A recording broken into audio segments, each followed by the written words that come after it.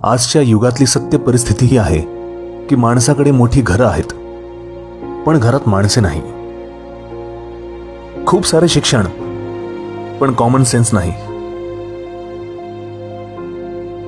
प्रगत वैद्यकीय उपचार व औषधे, पण स्वास्थ्य नाही. चंद्रावर पाय ठेवला आहे, पण शेजाऱ्यांशी ओळख नाही.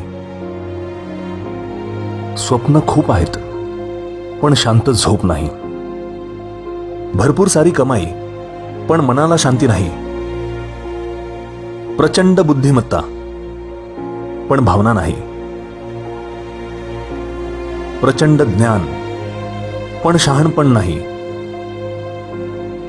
महागडी घड्याळे, पण वेळ नाही.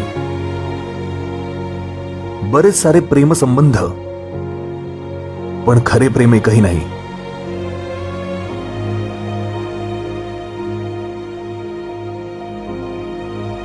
फेसबुकवर बरेच मित्र, पण खऱ्या आयुष्यात एकही मित्र नाही.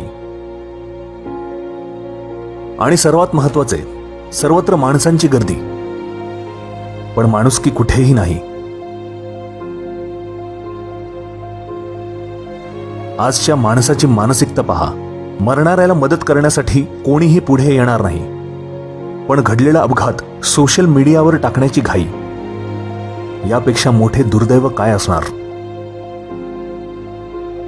पृथ्वी तलावरचे इतर प्राणी या पृथ्वीसाठी घातक नाहीत, पण माणूस आहे. पृथ्वीचे शोषण करतो आहे, प्रदूषण वाढवतो आहे. झाडे वाचवा, झाडे जगवा हा संदेश सुद्धा कागदावर लिहून दिला जातोय. मुलांचे भविष्य फक्त शिक्षणावर सोडून दिले आहे, पण चांगला माणूस बनवायची हमी कोणतीही शाळा घेत नाही. बघण्यासाठी स्क्रीन्स 4K पाहिजेत, पण आजूबाजूची परिस्थिती पाहण्याची दृष्टी संपली आहे. काही वयस्कर लोकांना प्रेम तर मिळतच नाही, पण आदर मिळतो तोही फक्त मरणोत्तर. मूलभूत गरजांमध्ये इंटरनेट पाण्यापेक्षा जास्त प्राधान्यावर आले आहे.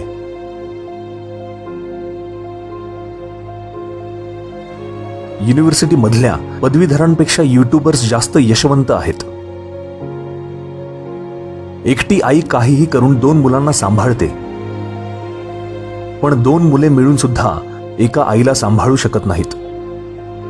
एकीकडे चव आवडली नाही म्हणून अन्न फेकले जाते, दुसरीकडे कोणीतरी 2 घासांसाठी प्रार्थना करत आहे.